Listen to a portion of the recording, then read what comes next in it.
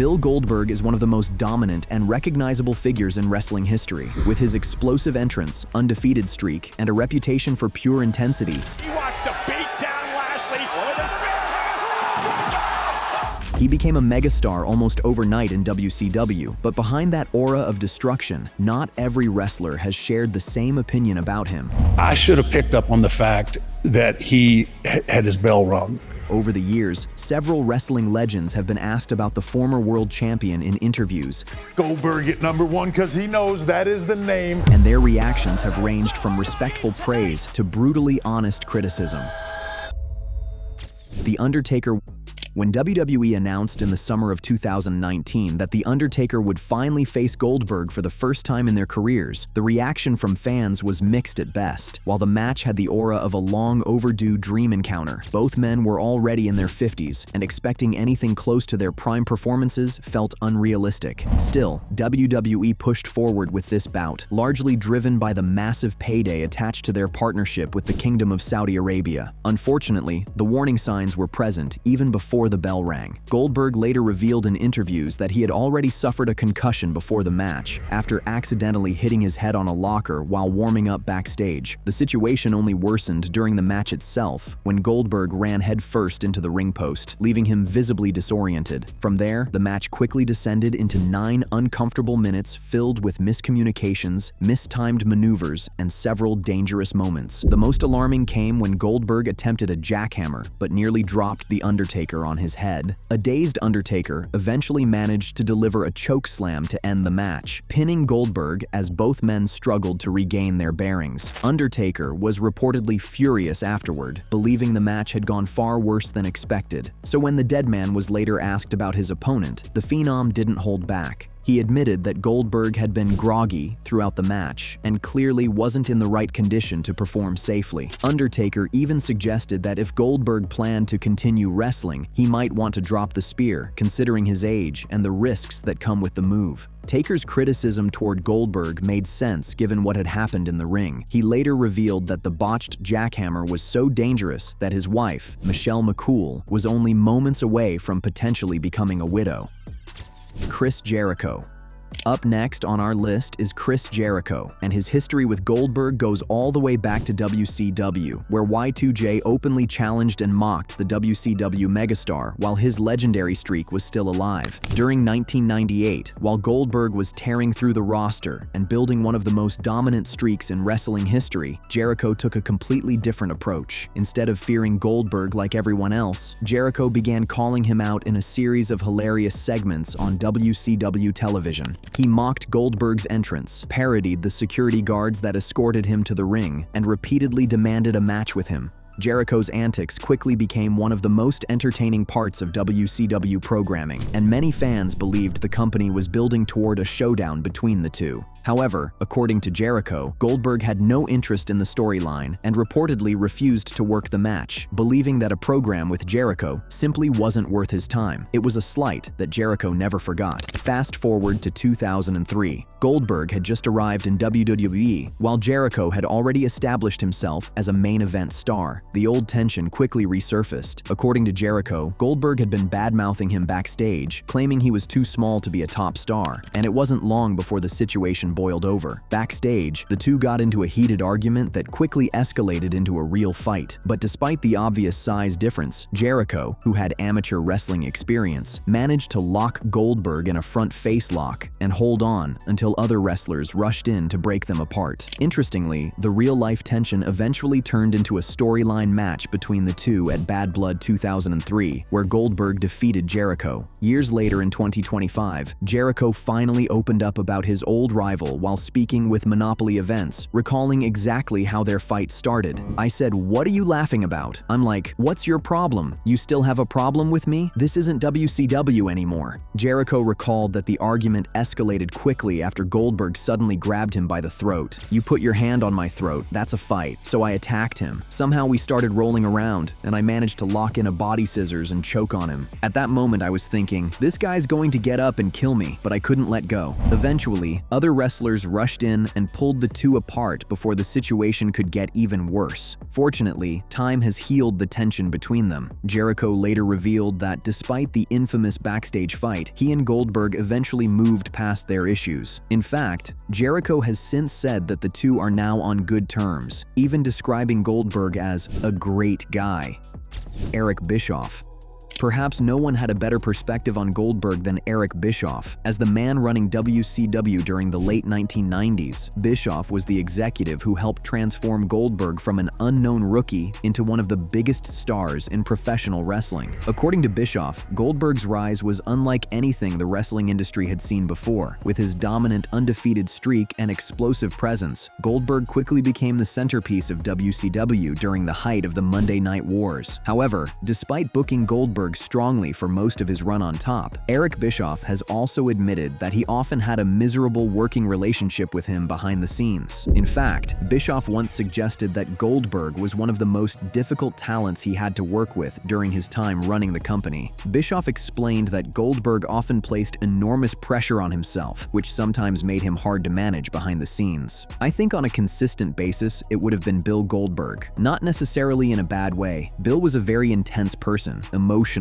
and didn't have a lot of experience. He was pretty uncomfortable in a pro wrestling environment when he first got there. When you take someone with that kind of intense personality, a bit of a perfectionist who puts a lot of pressure on himself, but also lacks the experience that comes with time in the business, you get a guy who can be a little hard to handle, or sometimes a lot hard to handle. Bischoff ultimately suggested that Goldberg's intensity, the same trait that made him such a compelling on-screen star, could also make working with him behind the scenes challenging at times. One of the most controversial moments of Goldberg's career, Kevin Nash, came when his legendary undefeated streak was ended by Kevin Nash at Starrcade 1998. The decision immediately raised eyebrows, especially since Nash had recently joined WCW's booking committee. Goldberg later hinted that he wasn't thrilled about Nash being the one to beat him, saying in an interview with Fourth and Pain, "A few weeks after Kevin Nash was put on the booking committee, Kevin Nash gets to beat me first, but hey, it is what it is." Nash, however, has strongly rejected the idea that he booked himself to beat Goldberg. In a short interview, Nash mocked the criticism and argued that he was just as popular as Goldberg at the time. "I was almost as hot as you were, Bill, at the time as a babyface," Nash said, suggesting that he was the logical choice to end the streak. He also took a jab at Goldberg by claiming that WCW sometimes had to pipe Goldberg chants into arenas because crowds were actually chanting Goldberg's. Despite the controversy that still surrounds the moment, Goldberg ultimately acknowledged that the streak had begun to lose momentum, and that Nash stepping in may have been the right call. "I look back on it, and I've been pissed off at my answers a number of times. That's childish. The fact is, Kevin Nash was the perfect guy to do it at the time. It was the perfect time to do it." Matt Riddle. Ex-WWE star Matt Riddle has never been afraid to speak his mind, and Goldberg has been on the receiving end of several of his blunt comments over the years. After Goldberg's disastrous match with The Undertaker at Super Showdown 2019, Riddle took to social media to openly mock the Hall of Famer's in-ring performance, even suggesting that Goldberg owed The Undertaker an apology. Goldberg did not take the criticism lightly. Speaking in an interview with DAZN, he addressed Riddle's remarks directly. "The cocky kid spouted off his mouth in the beginning, and I didn't appreciate it very much by any stretch of the imagination." The tension between the two eventually led to an awkward backstage encounter at SummerSlam 2019, which was later shown on a documentary. We gotta talk. Yeah, anytime, dude. Anytime. Anytime. After this happens, anytime. All right. Despite the uncomfortable moment, the situation didn't escalate any further. In fact, Riddle later revealed that the two eventually talked things out. Speaking with TalkSport, he explained that their relationship had improved after a conversation on the flight back from Saudi Arabia. "Bill and I had a conversation. I told him, 'Bill, I'm sorry if I rubbed you the wrong way. We were on the plane coming back from Saudi Arabia, had a couple of cocktails, and talked it out. I'm not saying we're best friends, but we're doing way better than we were.'" Triple H. When fans think about Triple H's dynamic with Goldberg, the relationship wasn't always cordial. In fact, tension between the two reportedly goes back to the early 2000s. In the year 2000, both Goldberg and Triple H happened to be attending the same convention. According to PW Torch reporter Wade Keller, Goldberg suddenly left his booth and began shouting obscenities at Triple H, even threatening to beat him up over comments Triple H had previously made criticizing Goldberg's inexperience and constant injuries. Not long after, during the first season of Tough Enough, Triple H openly took a shot at Goldberg while speaking to the rookies. When one contestant named Goldberg as their favorite wrestler, Triple H launched into a harsh rant, questioning Goldberg's credibility. If your biggest idol is a guy who's only been in the business for about a year, got everything handed to him, can't have a match longer than 4 minutes, and hasn't wrestled for more than 3 months straight because every few months he's got a hangnail, a toothache, or a tummy ache, and needs time off, then where does that mentally put that person? Years later, Goldberg himself confirmed that there was real-life friction between the two men. Speaking on Talk is Jericho, he admitted that he believed Triple H made his first WWE run more difficult than it needed to be. In fact, many fans believe there may still be some lingering tension between the two. During an interview with ESPN, when Stephen A. Smith revealed that his favorite wrestler was Goldberg, Triple H had a rather interesting reaction. What he does for a profession is piss people off, right? Yeah. That's what he does. Yeah. So what he did is he bait switched it. He set up a list that is arguably accurate. The Road Warriors, The Rock, Hogan, Flair. He left out a few because it's just the top 5. But then what he does is he comes in and he Stephen A's it and he goes, Goldberg at number 1 because he knows that is the name. Gilberg. No discussion about Goldberg would be complete without mentioning Gilberg. During the late 1990s, WWE created the character as a parody of Goldberg at the height of the Monday Night Wars. Portrayed by Dwayne Gill, the gimmick exaggerated Goldberg's entrance, mannerisms, and overall presentation in a comedic way that quickly became a memorable part of WWE programming. However, Goldberg was not initially amused by the parody. Speaking with GameSpot in 2018, he admitted that he reacted angrily when he first saw the character. I wanted to cut his head off, and then I wanted to cut everyone's head off that came up with the idea. You can take it a number of ways. I took it violently in the beginning. Over time, though, Goldberg softened his stance. In the same interview, he acknowledged that the parody was ultimately a sign of how popular his character had become. I should have been honored that they thought enough of me to copy me, even in a negative way, and try to poke fun at me, because if I didn't evoke some kind of feeling in them, they wouldn't have done it. So there was a reason for it, and I hold nothing against the guy. I'm actually appreciative that one more person in the wrestling business got a job because of it. Gilberg went on to portray the character for more than 2 decades and became something of a cult favorite among fans. However, he has also claimed that the gimmick never fully translated into merchandise opportunities. Speaking on the Who the Fuck Are These Guys podcast, Gilberg suggested that Goldberg was not fond of him and hinted that it may have affected those opportunities. He doesn't like me at all. I can't say for sure, but that's probably why I don't have action figures. I don't have t-shirts, and I'm not in the video games. Somebody's got a thumb on top of me. Is William Regal. Another wrestler who has spoken candidly about Goldberg is William Regal. The two famously faced each other on an episode of WCW Monday Nitro in 1998 in a match that quickly became memorable for very different reasons. By February 1998, Goldberg was about 7 months into his legendary undefeated streak when he faced Lord Steven Regal on WCW Monday Nitro. Up to that point, most of Goldberg's matches during the streak had been quick squash victories, often ending in under 2 minutes. However, his match with Regal turned out very differently. Instead of another quick demolition, the bout stretched to nearly 7 minutes and featured a far more technical, back-and-forth style, with Regal landing several stiff shots throughout the match. Afterward, Regal was accused by some of taking liberties with the still inexperienced Goldberg, and just a week later, he was released from WCW. Years later, Goldberg addressed the incident during an appearance on The Ross Report. When Jim Ross asked if Regal had taken liberties with him during the match, Goldberg responded, "He did, between him and Dave Taylor, and I respect them for it. It's all good. Just don't try to take advantage of me on national TV when I'm a piece of clay in your hands, and I'll do anything you want." Regal, however, has always maintained that he was simply following instructions. Over the years, he has repeatedly explained that he wrestled the match exactly as the producer had told him to. Speaking about the incident again on his Gentleman Villain podcast, Regal insisted that the situation had been misunderstood. He did, between him and Dave Taylor, and I respect respect them for it. It's all good. Just don't try to take advantage of me on national TV when I'm a piece of clay in your hands, and I'll do anything you want." However, in later interviews, Regal admitted that he had intentionally approached the match that way. His goal, he explained, was to test Goldberg's abilities in the ring and see how he would respond when pushed outside of his usual formula of short, explosive squash matches. Regardless of which version of events you believe, the match clearly embarrassed Goldberg at the time, highlighting the tension that sometimes existed between him and more technically experienced wrestlers in WCW. Scott Hall.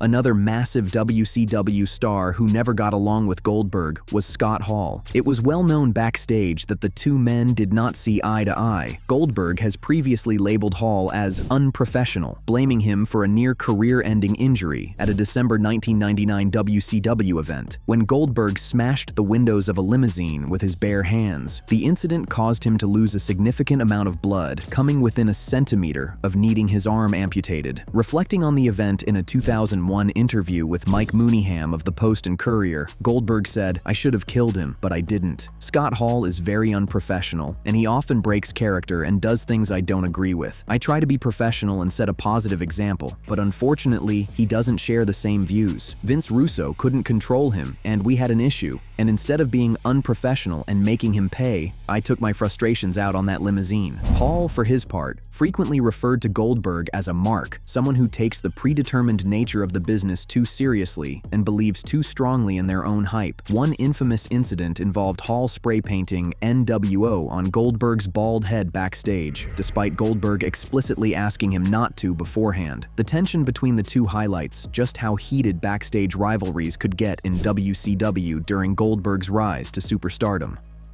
Hulk Hogan.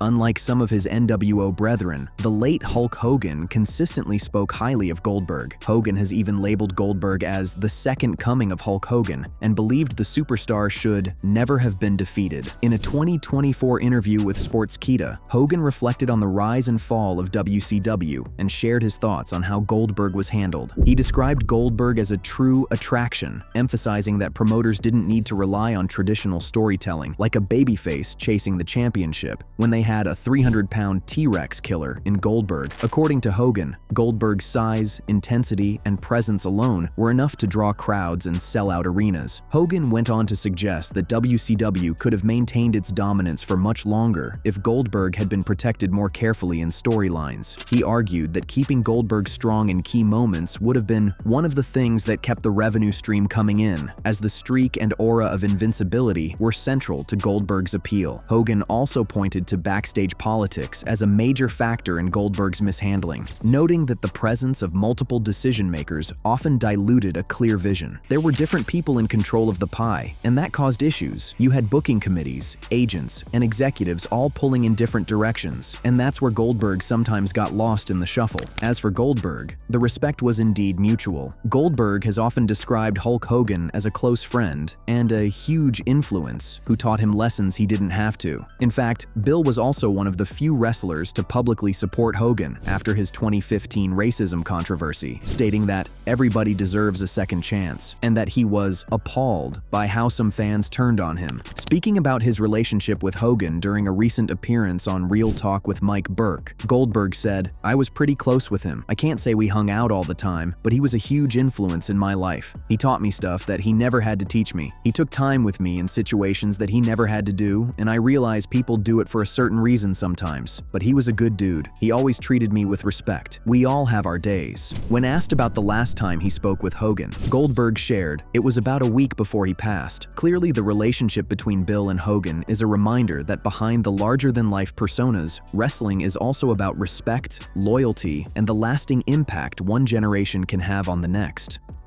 Bret the Hitman Hart. One of the most significant and emotionally charged reactions to Goldberg, whose career was profoundly affected by their encounter at Starrcade 1999. By that time, Hart was already a seasoned veteran and widely regarded as one of the greatest technical wrestlers in history, while Goldberg was WCW's breakout star, known for his explosive, hard-hitting style. Their paths collided at Starrcade in a match that would leave a lasting mark on wrestling history. Goldberg delivered a mistimed stiff kick to Hart's head, causing causing a severe concussion. Initially seen as an unfortunate in-ring accident, the consequences quickly became far more serious. Over the following weeks, Hart's symptoms worsened, leading to post-concussion syndrome, a condition that affected him both physically and cognitively, and ultimately forced him into retirement in 2000. Even more than 25 years later, the tension from that match continues to resonate. Goldberg has expressed remorse for the incident, insisting it was an honest mistake. Hart, however, has been unforgiving.